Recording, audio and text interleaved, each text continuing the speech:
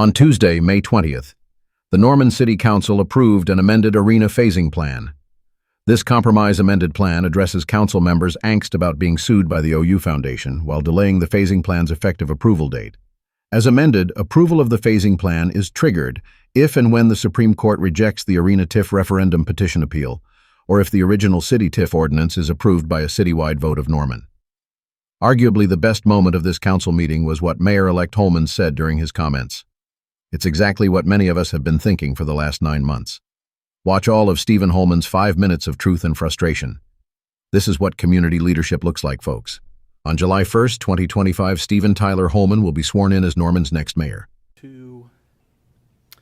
So it's projected that most of the activity in the entertainment district would not be new to Norman, that most of it would be within Norman already. So, because folks have said, well, as one commenter said, I don't want my money going to it. And the response, many would say, well, if you don't spend any money there, then your money's not going to it. But it did project a negative impact to the city's general fund, starting in 2031 and increasing by 3% per year until it's paid off. So in that scenario, if the city's general fund is losing revenue for 10 years or 25 years or 20 years, whatever, could that result in the city having to either raise taxes to make up for that somehow or cut services?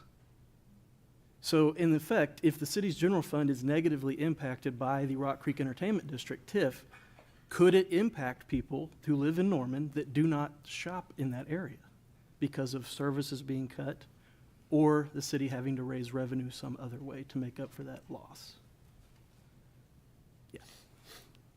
I don't know that I'm the person to answer that question, but my understanding is consistent with yours in terms of the impact on the general fund that the consultants that were hired predicted. Yeah, so I did just want to be clear about that because I've heard that over and over again, that if you don't own any property there and you don't shop there, then your taxes are not going to go to the entertainment district. But that is not correct. It is projected to have a negative impact on the city's general fund from the very first year that it's built. And if that happens, the city will have to make up that revenue somewhere or cut services, which means if you don't spend money in that area and don't own property in the area, you absolutely could be impacted in a negative way by this development.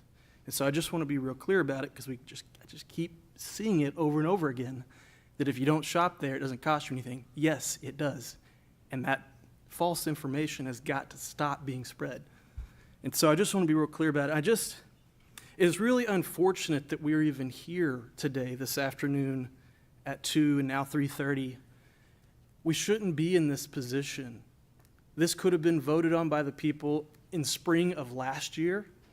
It could have been voted on in August when the council last summer voted to send it to a vote of the people. Those that challenged that decision, you didn't win.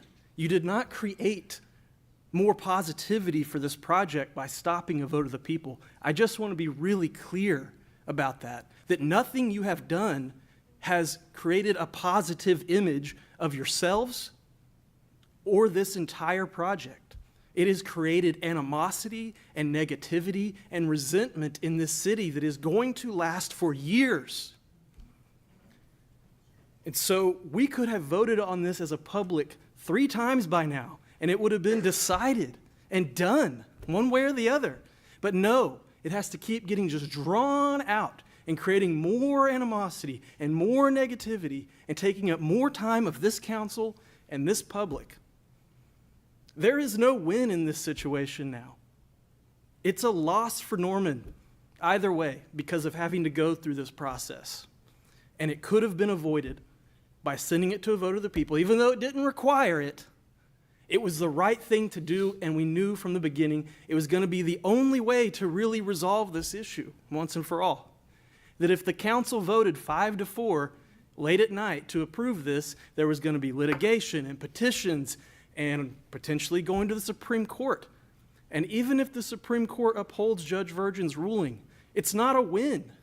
You're going to have over 10,000 signatures on a petition of people who don't agree with this. who spoke very clearly in the February elections.